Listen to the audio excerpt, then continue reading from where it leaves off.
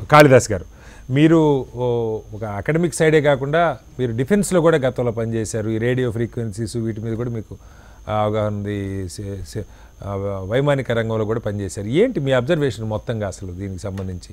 బేసికల్గా మనం చూసి ఈవీఎం మెషిన్ రెండు ముఖ్య భాగాలుగా ఉంటుంది. ఓకే, ఒకటి కంట్రోల్ యూనిట్, ఓకే, రెండోది ఆ బ్యాలెట్ పేపర్ యూనిట్. ఓకే, దాని బేసిక్ పనితీరు ఫంక్షను ఆ బ్యాలెట్ పేపర్ని సెలెక్ట్ చేసుకున్న తర్వాత ఓకే, దానిలోంచి కన్వర్ట్ అయినటువంటి signals okay, via CPU control ద్వారా ఓకే, లోపల మెమరీలోకి నిక్షిప్తం అవుతాయి. ఓకే. ఇప్పుడు ఎలిగేషన్స్ అవి ఏంటంటే, ఓకే, ఎనీ ఎలక్ట్రానిక్ మిషన్ వారు చెప్పినట్టు ఫిజికల్ యాక్సెస్ ఇంకా బాగా సొఫిస్టికేషన్ ఉంటే కొంతవరకు రేడియో ఫ్రీక్వెన్సీ యాక్సెస్ ద్వారా ఓకే, దానిలో ట్యాంపరింగ్ ఓకే, అంటే దాని ప్రధానమైన సాఫ్ట్వేర్ని ఓకే, ఆ కోడ్ని ఓకే, కన్వర్టబుల్ ఏదైతే కోడ్ ఇన్స్ట్రక్షన్ కోడ్ సెట్స్ ఉంటాయో వాటిని మార్చి డేటాని తారుమారు చేయటం, ఓకే, ఇటువంటి అనుమానాలు వ్యక్తం చేస్తున్నారు. ఓకే, అంటే టెక్నికల్గా ఎలా అవుతుందంటే, ఓకే, ఇంట్రెస్టింగ్గా 2009-10 ప్రాంతాల్లో హరిప్రసాద్ అండ్ అదర్స్ అవును, మిచిగాన్ యూనివర్సిటీలో ఒక పేపర్ పబ్లిష్ చేశారు. Okay, it was a technical paper, okay, 5-6 ఆథర్స్తో. ఓకే, ఎస్పెషల్లీ ఇండియన్ ఎలక్షన్ సినారియోలో ఓకే, ఈ ఈవీఎం మిషన్స్లో ఓకే, దానిలో ఏదైనా ట్యాంపరింగ్ పాసిబులా, ఓకే, అసలు సాధ్యాసాధ్యాలు ఉన్నాయా, స్కోప్ ఉందా, okay, in fact world wide any electronic మిషన్స్లో. సో వాళ్ళు 2-3 స్టేజెస్ కింద డివైడ్ చేసి చెప్పారు. Okay, first at the manufacturing level, okay, అంటే చిప్ బర్నింగ్ లెవెల్, ఓకే, అంటే దానికి కావాల్సినటువంటి ఆ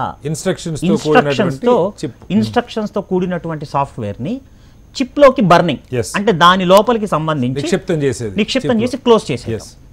at that level it self some manufacturing గనక కుదరగలిగితే, సో నువ్వు అనుకున్నట్టు నడవకపోవచ్చు. ఓకే, సో వాడు ఏ రకమైనటువంటి ఇన్స్ట్రక్షన్స్ అవి ఇస్తాడు, ఓకే, ఎలా దాన్ని బిహేవియర్కి చేస్తాడు at the very basic level.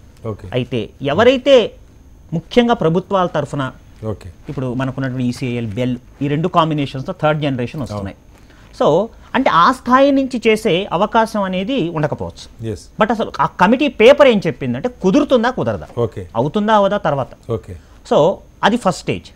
చేసిన తర్వాత లోపల manipulations at the controller level, వాటిని అంటే అవి తయారు చేసేటప్పుడు, అంటే అసెంబ్లింగ్ చేసేటప్పుడు ఇన్స్ట్రక్షన్ సెట్ తో కూడుకున్నటువంటి చిప్ బర్న్ అయిపోయి ఉంటుంది. మిగతా సపోర్టింగ్ డివైసెస్ ఉంటాయో మ్యాలిషియస్ ఇన్సైడర్స్, అంటే ఎవరైనా వ్యతిరేకులు, ద్రోహులు, ఇట్లాంటి వాళ్ళు దానిలాగా ఉన్నవి రీప్లేస్ చేయటం, అలాంటిది చేయగలిగితే కూడా పాసిబిలిటీ. ఇక్కడ ఇంకొక పాయింట్ కూడా ఉందండి. మీకు ఆ లెవెల్లో చేసినప్పుడు ఒక ప్రధానమైన సమస్య ఏంటంటే, ఎవరు ఏ గుర్తు, ఇప్పుడు నేషనల్ మీకు అంటే ఇదంతా బ్యాక్ ఎండ్లో తయారయ్యే మిషన్స్, పోలింగ్ బూత్ దగ్గరికి వచ్చేసరికి ఈవీఎంలు ఏమవుద్దంటే, ఫలానా ఇప్పుడు సపోజ్ కాంగ్రెస్ పార్టీ ఉందనుకోండి, కాంగ్రెస్ పార్టీ బ్యాలెట్ పేపర్లో సీరియల్ నెంబర్ 1లో ఉంటుందన్నది ఖచ్చితంగా తెలిస్తే ఒకలాగా చేయొచ్చు, లేదు బీజేపీ ఖచ్చితంగా 1లో ఉంటుందని తెలిస్తే ఒకలాగా చేయొచ్చు.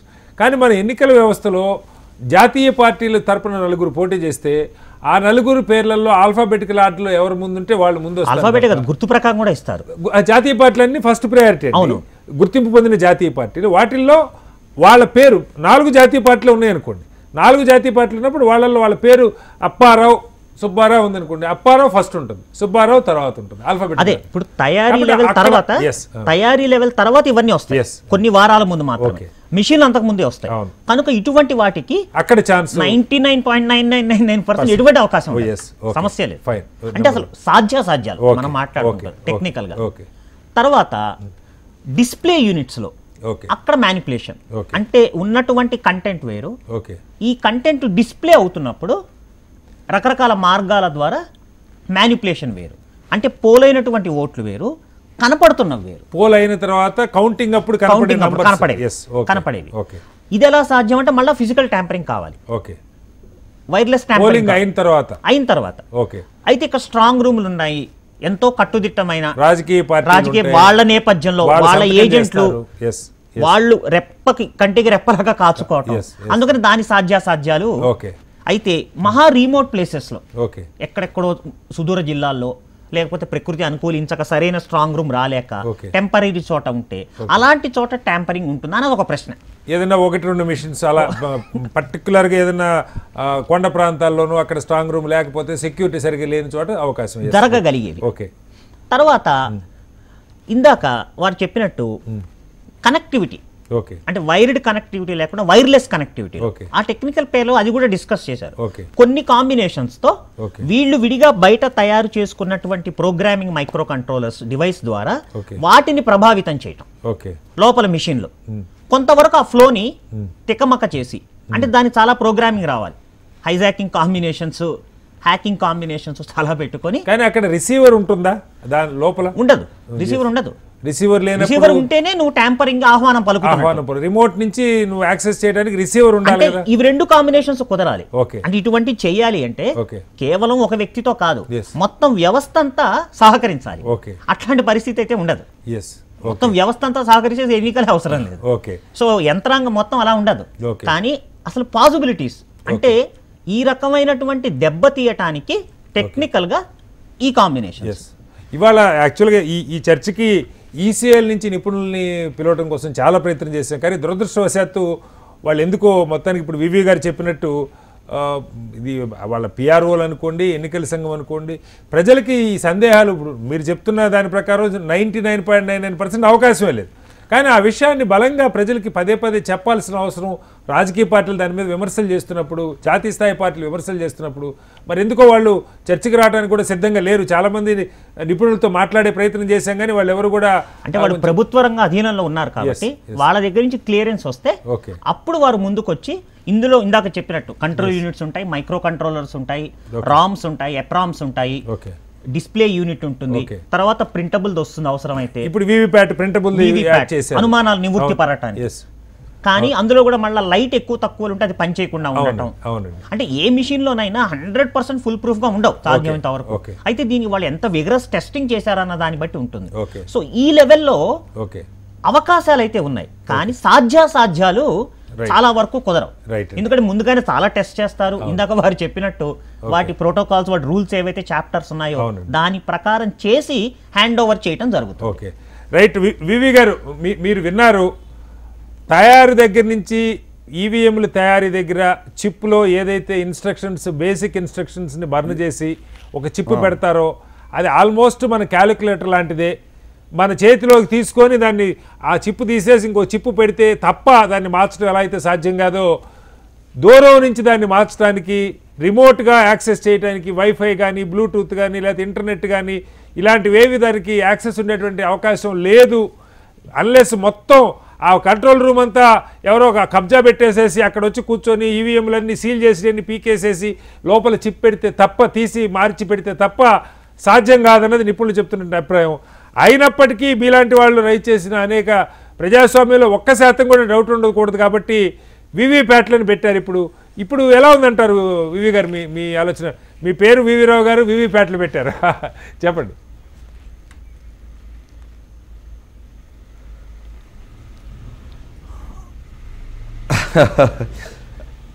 శ్రీనివాస్ గారు, ఇది గత 9 సంవత్సరాల నుండి రైజ్ చేసినటువంటి ఇష్యూస్లో భాగంగానే ఈరోజు వారందరూ టెక్నికాలిటీస్ మాట్లాడుతున్నారు. దురదృష్టవశాత్తు ఏంటంటే ఎన్నికలలో జరుగుతున్నటువంటి ఫ్రాడ్ విషయంలో ఎవరికి క్లారిటీ కావాలి. ఇది కొద్దిమంది టెక్నికల్ ఎక్స్పర్ట్స్ వాళ్ళు ఎక్కడో వాళ్ళకున్నటువంటి టెక్నికల్ నాలెడ్జ్తోని ఒక ఎక్విప్మెంట్ డిజైన్ చేసి ఆ డిజైన్ చేసిన ఎక్విప్మెంటు అక్కడ ఎలక్షన్స్లో ఉందని కొద్దిమంది సర్టిఫై చేస్తే ఆ కొద్దిమంది క్రెడెన్షియల్స్ని మనం నమ్మాలా? ఒకటి. రెండోటి, ఇప్పుడు ఎలక్షన్స్లో వస్తున్న ఈవీఎంస్లో ఇప్పుడు సార్ చెప్పినట్టు ఆ మొత్తం వెరిఫికేషను క్షేత్రస్థాయిలో జరుగుతుందా? ఎక్కడైతే పోలింగ్ స్థాయిలో అక్కడ ఉన్నటువంటి ఆఫీసర్స్, టీచర్స్ లేదా అక్కడ ఉన్నటువంటి అడ్మినిస్ట్రేటివ్ స్టాఫ్ ఎవరైతే రెవెన్యూ కాదు ఇంకా డిఫరెంట్ వాళ్ళకి టెక్నికల్ నాలెడ్జ్ ఉంటుంది, మీరు చెప్పే ఈవీఎంసే కరెక్ట్గా ఎలక్షన్స్లోకి వస్తుందా? మాక్ పోల్లో మీరు చెప్తున్నటువంటి ఇంటర్నల్ ర్యామ్స్ కావచ్చు, చిప్స్ కావచ్చు, ఇవన్నిటి విషయాలు ఒక పోలింగ్ ఏజెంట్ అంటే పోలింగ్ ఆఫీసర్ స్థాయిలో డిస్కషన్ అవుతుందా?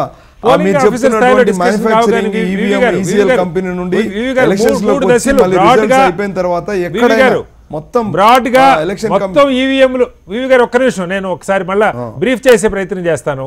ఈవీఎంలు తయారైన తర్వాత రాజకీయ పార్టీలు వాళ్ళ సాంకేతిక నిపుణులతో ర్యాండమ్ గా ఈవీఎంని పిక్ చేసి చెక్ చేయటం, అక్కడ 1000 దాకా కూడా పోలింగ్ చేసి చెక్ చేస్తారు. అది ఒక దశ. నంబర్ 1. అంటే అక్కడ ఉన్న వాటన్నిటిలో ఏదైనా నువ్వు తీసుకొని ఏ పార్టీకి సంబంధించిన సాంకేతిక నిపుణులైనా చూడొచ్చు, మొదటి దశ.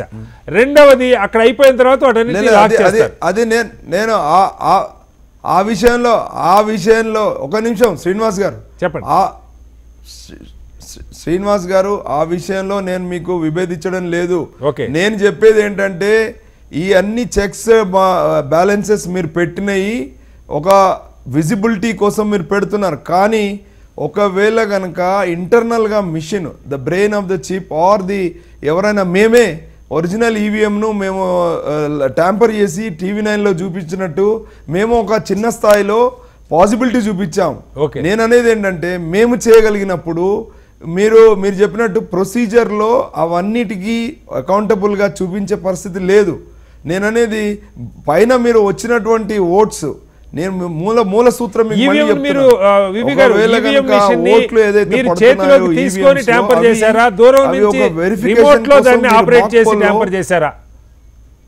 గారు, ఒక కీలకమైన ప్రశ్న ఇక్కడ. ఈవీఎం మిషన్ ని మీ చేతుల్లోకి తీసుకొని మీరు ట్యాంపర్ చేశారా, లేకపోతే ఎక్కడ ఉంటే ట్యాంపర్ చేయగలిగారా?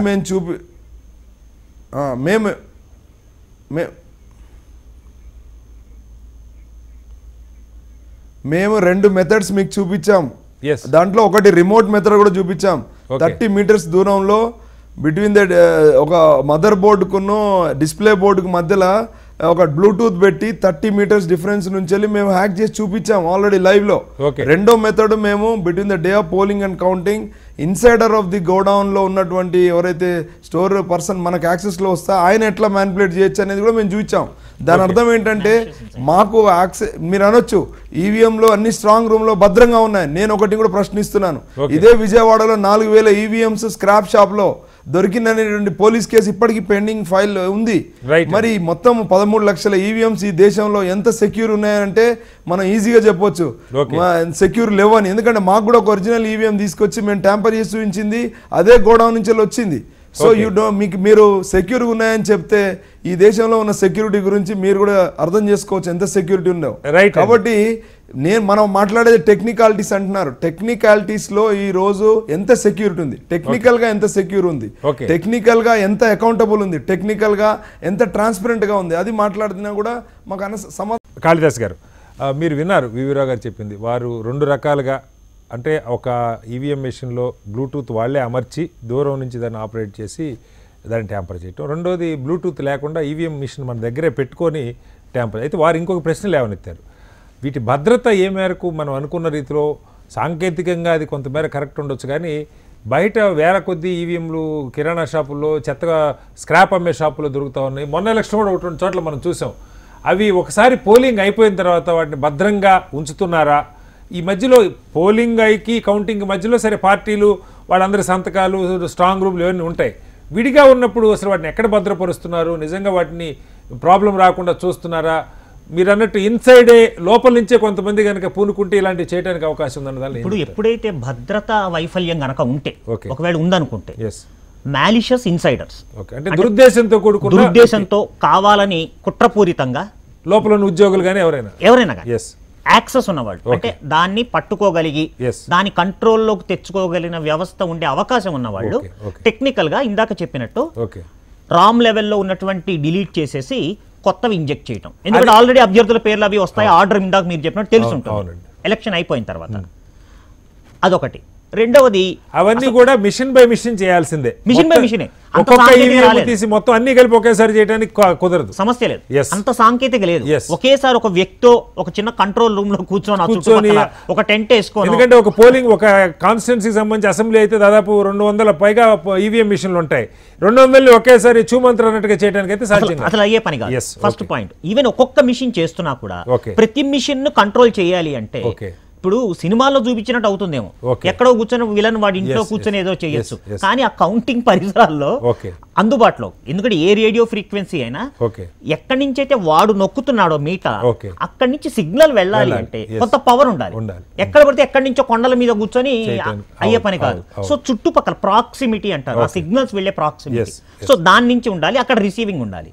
అయితే అంత లెవెల్లో ట్యాంపర్ చేసే అవకాశాలు భద్రతా దృష్ట్యా అయ్యే పని కాదు. ఎందుకంటే పొలిటికల్ పార్టీస్ వాళ్ళ ఏజెంట్స్ ఉంటారు, వాళ్ళు రాత్రింబగళ్ళు అక్కడే పడుకుంటారు షిఫ్ట్స్ లో. సో ఫిజికల్ గా ఒకవేళ అటువంటి పరిస్థితి వచ్చి చెయ్యి ఆ పరిస్థితి దాటితే ఖచ్చితంగా మన కబ్జా, బూత్ కబ్జా లాగా అయితే పేపర్ బ్యాలెట్ లో ఎలా స్థితి వచ్చి చాలా ఈజీగా టెక్నికల్ గా హార్డ్వేర్ ని మ్యానిపులేట్ చేసి లేదా హార్డ్వేర్ ని అలాగే ఉంచి లోపల ఉన్నటువంటి సాఫ్ట్వేర్ మెమరీ రికార్డ్స్ లో ఉన్నటువంటి ఓటింగ్ డేటాని మ్యానిపులేట్ చేసి కొత్తవి ఇంజెక్ట్ చేయడానికి పాసిబుల్. కానీ ఆ స్థితి వస్తుందనేసి నేను మనం, ఎందుకంటే స్ట్రాంగ్ రూమ్ మీరు వాళ్ళ కార్యకర్తలు బయట ఉంటవే కాదు, ఆ రూమ్ మొత్తానికి అన్ని వైపులా, ఎందుకంటే నేను కంటెస్ట్ చేశాను ఎన్నికల్లో, ఒక బాక్స్ లాగా గీస్తారు, ఈచ్ ఈవీఎం ఆ బాక్స్లో పెడతారు, ఆ మొత్తం ప్రతి ఈవీఎం బాక్స్ మీద పోలింగ్ ఏజెంట్లు సంతకాలు ఉంటాయి, సీల్ ఉంటుంది, మొత్తం స్ట్రాంగ్ రూమ్ లాక్ చేశాక మళ్ళీ అన్ని పార్టీల వాళ్ళ క్యాండిడేట్ కానీ చీఫ్ ఎలక్షన్ ఏజెంట్ కానీ మొత్తం స్ట్రాంగ్ రూమ్కి మళ్ళీ లాక్ వేసి సీల్ వేస్తారు, దాని మీద సిగ్నేచర్స్ ఉంటాయి, అవి ఎవరు తీయటానికి అదొక కాంబినేషన్. లేదా స్టార్టింగ్ చిప్ లెవెల్లోనే మ్యానిపులేట్ చేయడం, ఎక్కువ శాతం chip burning Korea and Japan companies వస్తుంది. అలాంటి పరిస్థితి వస్తుందని అసలు అలాంటి అవసరం ఎలక్షన్ కమిషన్ కానీ ఈసీఐఎల్ కానీ బెల్ కానీ ఉండదు. ఉన్నా కూడా అంటే ఒకవేళ ఏదన్నా ఒక సైడ్ ముగ్గారు అనుకోవటానికి కూడా ఎవరు ఎక్కడ ఉంటారో క్యాండిడేట్ తెలియనప్పుడు అలా చేయడానికి క్యాండిడేట్ లిస్టు తెలియదు, ఏ బూత్ లో ఏ మిషన్ వెళ్తుందో తెలియదు, ఈ బూత్ స్థాయిలో ఈ మిషనే వెళ్తుందని తెలియదు. అంటే మోర్ అపోహలు తప్ప సాంకేతిక చేయొచ్చు, ఈ పాసిబిలిటీస్ అన్ని ఉంటాయి. But I don't think present సినారియోలో అట్లా ఉందని నేను. ఉమేష్ గారు దీనికి ఇంకా అదనంగా వివి గారు మీ దగ్గరికి వస్తాను, లాస్ట్ లో మీ దగ్గరికి వస్తాను వివి గారు, శ్రీనివాస్ వివి గారు మీ దగ్గరికి వస్తాను ఒక్క నిమిషం. ఇంకా ఫర్దర్ గా దీన్ని ఇప్పుడు వీవీప్యాట్లు వచ్చినాయి, అనేక అభ్యంతరాలు వ్యక్తమైన నేపథ్యంలో వీవీప్యాట్లు వచ్చినాయి. అంటే మనం ఎవరికి వేసామో ఆ ప్రింట్ మనకే కనపడుతుంది, ఆ ఓటు మనం ఫలానా గుర్తుకు వేసామని కనపడి స్లిప్ లోపల పడుతుంది, అవసరమైతే వాటిని కౌంట్ చేయొచ్చు మళ్ళీ ఏదైనా డౌట్ వస్తాయని చెప్పి ర్యాండమ్గా కొంత పర్సంటేజ్ 2, 3 ఒక్కో కాన్స్టిట్యున్సీకి వాళ్ళు కౌంట్ చేస్తారని చెప్పి చెప్తా ఉన్నారు. ఇంకా ఫర్దర్గా ఏమైనా డెవలప్ చేయడానికి అవకాశం ఉందండి? మంచి ప్రశ్న. సో జనరల్గా ఒక సేయింగ్ ఉంది, justice should not only be done, should be seen to be done. అంటే న్యాయం జరగటమే ముఖ్యం కాదు, జరుగుతున్నట్టు అనిపించాలి. ఓకే, సో వీవీప్యాట్ అనేది చాలా వరకు డౌట్స్ని క్లియర్ చేస్తుంది. ఓకే, పోతే ఇంకా కూడా నిన్న వచ్చిన అలిగేషన్ కూడా క్లియర్ అవ్వాలి అంటే ఇప్పుడు ఒకటి ఏంటంటే మనం ఇందాక మాట్లాడుకున్నాం కదా, ఫస్ట్ లెవెల్ ఎఫ్ఎల్సీ దగ్గర, ఫస్ట్ లెవెల్ చెక్ దగ్గర అక్కడ ఏమైనా 1000 ఓట్లు అవన్నీ వేసి ఎలక్షన్ కమిషన్ అంతా సైన్ చేసిన తర్వాత వాటన్నిటిని క్లియర్ చేసేస్తున్నారు. క్లియర్ చేసేసి మళ్ళీ అన్ని అట్లా కాకుండా ప్రతి ఒక్క పొలిటికల్ పార్టీకి ఒక ఈవీఎం మీద పక్కన పెట్టేసి ఎన్ని ఓట్లు పడ్డాయి, ఏ సీక్వెన్స్ లో పడ్డాయి పక్కన పెట్టేసి వాటిని మిగతా పోలింగ్ అయిపోయిన మిగతా ఈవీఎంస్ ఉంటాయి కదా వాటితో కలిపేసి ఒకే చోట పెట్టి మళ్ళీ సీరియల్ నెంబర్ ఉంటుంది, మళ్ళీ ఎలక్షన్ రిజల్ట్స్ అప్పుడు మళ్ళీ తీసుకొని అదే ఈవీఎంస్ తీసుకొని మళ్ళీ ఆ వ్యాలిడేట్ చేసి అకౌంటింగ్ మారాయా లేవా అని కనుక ఆ సౌలభ్యం కనుక వీళ్ళు ఆల్రెడీ టెస్ట్ చేసినవి టెస్ట్ చేయకుండా ఫీల్డ్లోకి వెళ్ళి రెండు ఒకేలాగా పనిచేస్తున్నది చెక్ చేయడానికి చెక్ చేస్తుంటే ఇప్పుడు ఇటువంటి అలిగేషన్ వచ్చింది కదా, ఏది అది వేరు ఇది వేరు అనేది అది కూడా నివృత్తి అయిపోతుంది. ఇప్పుడు వారు చెప్పినట్టు ఇంకోటి సరే, ఒకటేమో ఈ నిన్న వచ్చిన అలిగేషను దానిలో మేము ఒక చిన్న రిసీవర్ లాంటిది పెట్టుకుని మేము బయట నుంచి యాక్సెస్ చేసామని చెప్తా ఉన్నారు. అలాంటివి ఫస్ట్ లెవెల్ చెక్ లోనే క్లియర్ అవుతాయా లేకపోతే ఫస్ట్ లెవెల్ చెక్ ఏమని చెప్పచ్చు అంటే మీకు చూస్తే తెలియదు కదా, ఎలక్ట్రానిక్స్ లోపల ఇంకే ఉండవచ్చు. ఓకే, ఈ ఫెసిలిటీ కనుక పెడితే ఫస్ట్ లెవెల్ చెక్ లో చేసిన మెషిన్స్ చివరి వరకు రిటైన్ చేసి ఇప్పుడు మీరు వైర్లెస్ గా ట్రాన్స్మిట్ చేస్తే సెలెక్టివ్ గా చేయలేరు కదా, అన్ని అయిపోతాయి. ఓకే ఓకే, సో అప్పుడు ఇది కూడా అయిపోవాలి. ఇప్పుడు ఏదైతే మీరు ఫస్ట్ లెవెల్ చెక్ లో వ్యాలిడేట్ చేశారో అందుకు పక్కన పెట్టి ఇప్పుడు ఆల్రెడీ ప్రొవిజన్స్ ఉన్నాయి 1% ఒక కన్స్టిట్యున్సీకి వీప్యాట్ కౌంట్ చేయొచ్చని. ఇంకా ఫర్దర్ అలిగేషన్స్ వస్తే ఇది కూడా తీసి కౌంట్ చేసే ఫెసిలిటీ పెడితే ఇది ఎక్కువ ఖర్చు కాదు, మన 90 కోట్ల మంది జనాభా ఎన్నుకునేది. సో డౌట్లు ఉండకుండా పోవడానికి అది కూడా ఒకటి పెడితే కనుక ఇంకా ఒకటి ఉండే ఎవరో ఒకళ్ళు కోడిగుడ్డు మీద ఈకలు పికచ్చు కానీ 99.99% డౌట్స్ ఉండవు. చెప్పండి సార్. ఇలా జరుగుతున్నప్పుడు ఈ వారు చెప్పినట్టు ఆ చెక్స్ లోనే ప్రతి రాజకీయ పార్టీకి ఒక ఎక్స్పర్ట్ ని తీసుకెళ్లే అవకాశం ప్రొవిజన్ వస్తే కేవలం ఎలా పనిచేస్తుందని కాదు, అవసరమైతే దాన్ని చూపించి కూడా అందులో రేడియో ఫ్రీక్వెన్సీస్ కానీ అనవసరమైనటువంటి సర్క్యూటరీ లేకుండా, ఎందుకంటే అడ్వాన్స్మెంట్ మీద డౌట్స్ వస్తున్నాయి, టెక్నాలజికల్ అడ్వాన్స్మెంట్ ని ఉపయోగించి వినాశనాన్ని సృష్టించే ప్రయత్నం జరుగుతుంది. పై స్థాయిలో ర్యాండమ్ గా చెక్ చేసే దగ్గర చేయగలుగుతారు కానీ పోలింగ్ బూత్ దగ్గర ప్రతి బూత్ కి ఎక్స్పర్ట్ వచ్చి, ఎందుకంటే మనకి అది కష్టం. పై లెవెల్లో చేయడానికి మీరు అన్నట్టు ఇంకా లోతుగా వాళ్ళకి ర్యాండమ్గా వాళ్ళు ఏది తీసుకొస్తే ఈవీఎం అక్కడ ఉన్న వాటిల్లో ఒకటి తెచ్చి అక్కడ పెడితే దాన్ని ఎంతగానో అంత పరిశీలించడానికి కూడా నాకు తెలిసి ఎన్నికలు ర్యాండమ్ లో కూడా పబ్లిక్ బూత్ లో ఎలాగో ఎలక్షన్ 8కి మొదలవుతుంది, చావోరేవో సమస్యలు ఉన్నప్పుడు 6ంటికో ముందుగానే వెళ్ళి ఒక ఎక్స్పర్ట్ వెళ్ళి ర్యాండమ్ గా పికప్ చేసి అందులో ఎటువంటి ఎక్స్ట్రా సర్క్యూటరీ లేదని కన్ఫర్మ్ చేసుకుంటే ఇక ఎటువంటి ట్యాంపరింగ్ ఉండదు. వివి గారు చెప్పండి, మీ ఫైనల్ రిమార్క్స్ చెప్పండి వివి గారు.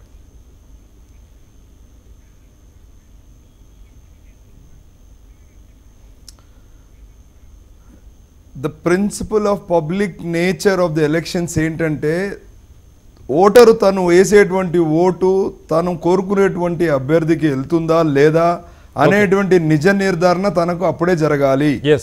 రెండొకటి ఏంటంటే ఓట్లు వేయించుకున్నటువంటి కంటెస్టెంట్ తన కౌంటింగ్ టైంలో తన కళ్ళ ముందు వెరిఫై చేసుకునే పరిస్థితి ఉండాలి. ఈ రెండు తప్పితే ఎలాంటి టెక్నికల్ ఎక్స్పర్ట్స్, ఏ ఎలక్షన్ కమిషను, ఏ రాజకీయ పార్టీ నిజ నిర్ధారణ కోసం వెరిఫికేషన్ చేసినా అది ప్రిన్సిపల్ ఆఫ్ ఫేర్ ఎలక్షన్ నేచర్కి అది విరుద్ధం.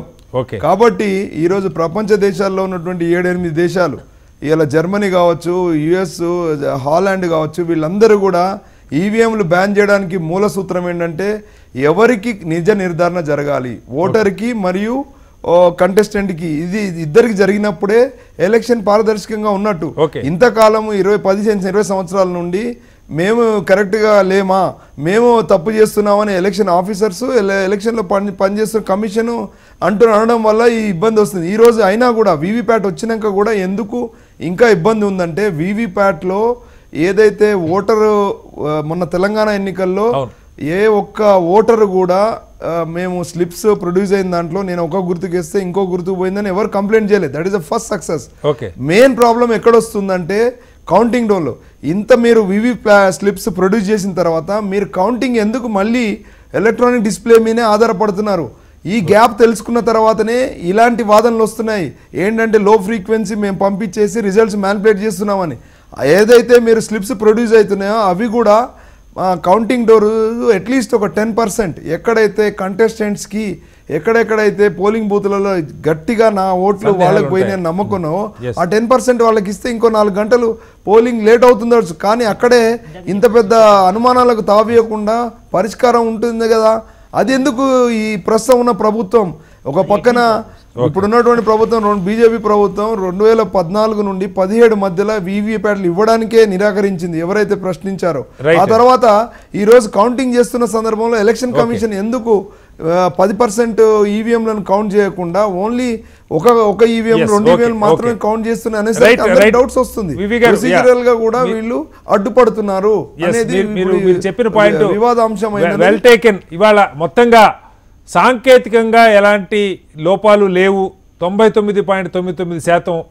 అన్లెస్ పర్సనల్గా ఎవరన్నా ఒక వ్యక్తి ఆ ఈవీఎంని చేతిలోకి తీసుకొని అక్కడికక్కడ మారిస్తే తప్ప, లేదంటే ప్రతి ఈవీఎం మెషిన్లో ఎవరికి తెలియకుండా రిసీవర్స్ని పెట్టి చేస్తే తప్ప వేరే రకంగా సాధ్యం కాదు. అయినప్పటికీ ప్రజలకి ఎలాంటి సందేహాలు ఉండకుండా ఉండటం కోసం వీవీప్యాట్లు తీసుకొచ్చారు.